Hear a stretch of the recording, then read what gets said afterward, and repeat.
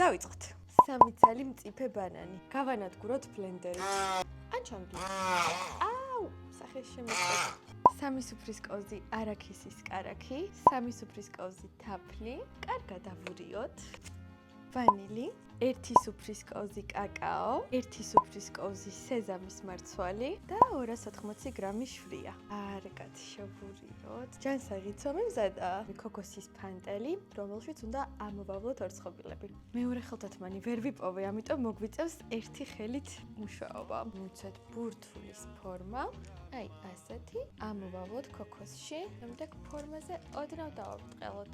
ახლა კი შევაბრძანოთ წინასწარ გახურებულ ღუმელში 180 გრადუსზე 15 წუთით. მანამდე კი არ დაგავიწყდეთ ჩემი გამოწერა. 15 წუთი გავიდა და გამოვიღოთ ორცხობილები. ხეთ რა კარგი მივიღეთ.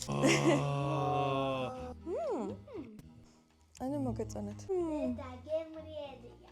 აი, ასეთი ორცხობილა მივიღეთ. ძალიან დაბალანსებული გემო და ტექსტურა აქვს. უშაქრო, უგლუტენო, უგემრიელესი და უმარტივესი ორცხობილები.